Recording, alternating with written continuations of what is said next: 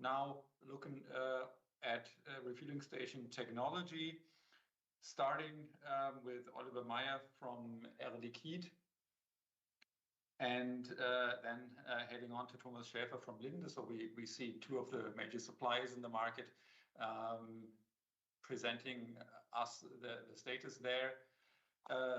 As I said, starting with Oliver from Air Liquide. He's been with Air Liquide for the past 11 years. You're an economist and a process engineer by training, and you're currently responsible for the energy cluster Central Europe within Air Liquide in the refueling stations there. So Oliver, we're looking forward to your presentation. And please go ahead, share the screen. I hope that works, and I already see it there. Yeah, we should be set. The floor is yours. Okay, good. Yes. Hello, everybody, and good afternoon from Düsseldorf, where I'm based, where Air Liquide is based. I'm happy to show you some of our recent developments for the HRSs. So we have got two types of HRSs that we are. One of them we're bringing now into the market. The other one is scheduled for 24. We call them the G3N because it is the third generation of the stations that are currently already in operation. And in addition, we are working on the heavy-duty HRS for much bigger volumes than we see as of today. Okay, so here's some information about the GM technology. First of all, we have a dedicated R&D department that is working on the development of these kinds of HRSs. It is based in Grenoble in France, and I just mentioned it is the third generation we're currently talking about. From this GM technology, we have already installed worldwide more than 185 HRSs since 2012. So there is a kind of a track record that is already available. We think when we talk about HRSs, for us, it's reliability of the HRS is really key. So it means when you're driving a fuel cell car, you're at the HRS and it doesn't work, it gives a bad image. So it needs to be available. And this is why for every type of HRS we launch into the market, we make an endurance test with more than 3,000 fillings at our test center at Grenoble before these models go live. And I think our current track record is quite impressive. We are far above 95% of availability of our current technology. Apart from that, we see that there is a certain need for modularity because our customers do not start with 1 ton per day from the beginning, but it is often the case that there is a ramp up.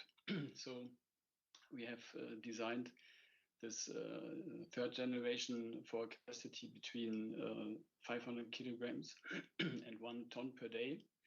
And according to the customer's need, the station can grow with the customer demand. Simply by adding additional storage vessels or additional compressors.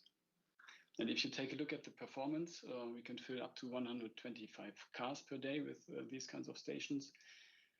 It can also be upgraded for heavy duty, where we are able to fill in 20 minutes 60 kilograms of hydrogen, which is quite good for a truck operator, meaning that we can serve up to 25 trucks in 15 hours. The supply of these stations is, I think everybody who's dealing with the topic knows it.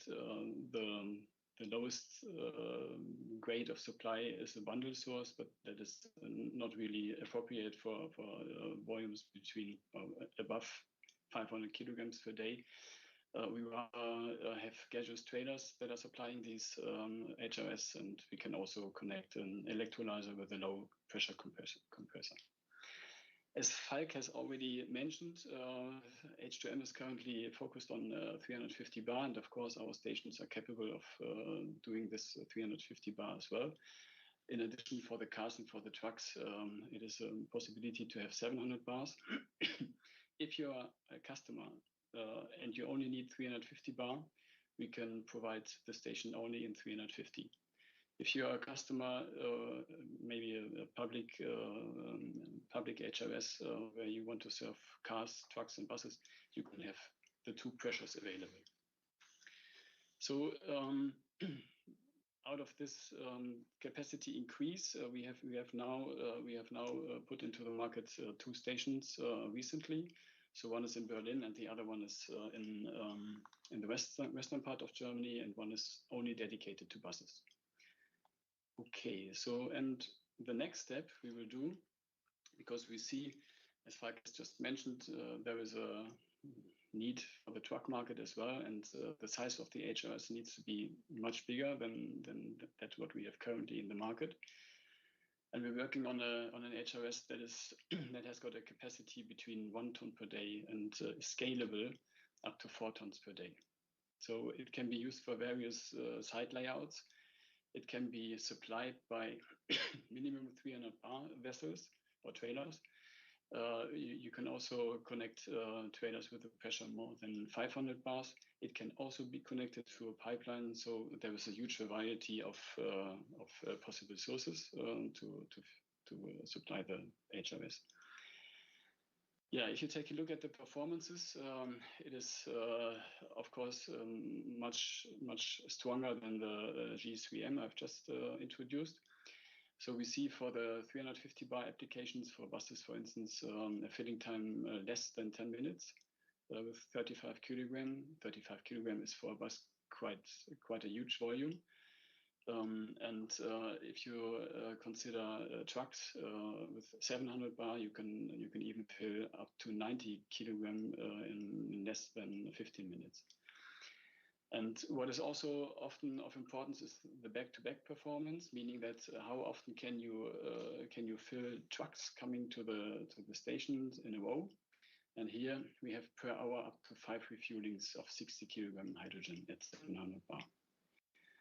Yeah, again, we are also for these types of stations, we are focused on a high level of availability for the reasons I've just mentioned.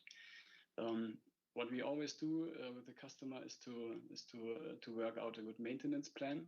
It is also feasible to do maintenance during operation of the station, so that the time of non-availability is as minimized as possible. These kinds of stations will be available in the market in 24, and yeah, we are looking forward to present them to the market in that year. And we are convinced that we will have a good solution to supply the needs of our customers. Okay. All right. Thank you, Oliver, for the good overview. And it's great to see that the technology is further maturing, that you're scaling up. Quick question on the market development, as we've discussed that earlier in the morning.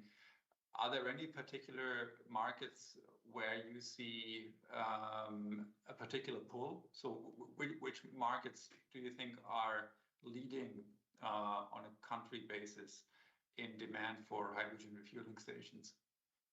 Well, what we see at the moment, and I hope you raised the question to the colleague from India as well, what we see is an increase in the bus market, because buses have been funded already. They are on the way to the different customers. It is a technology that is simply working. So there is, compared with the trucks, I think the design and engineering phase is over. You have got many different suppliers that are capable of providing these buses.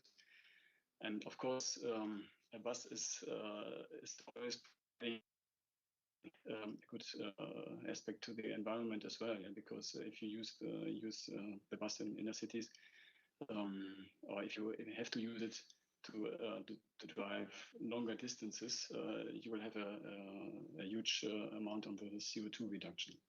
So this is what we currently see. Many bus projects are coming up. Great, thank you. There's a very concrete question also from Vincent from TME, asking about the protocol that you're planning to use for the 70 megapascal refueling.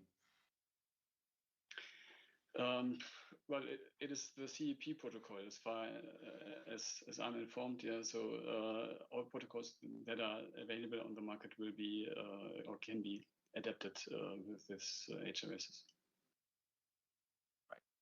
Thank you, and we may have more questions after the next presentation, where you may hopefully be able to chip in all of them. Thank you very much for your presentation. Yeah. We'll move on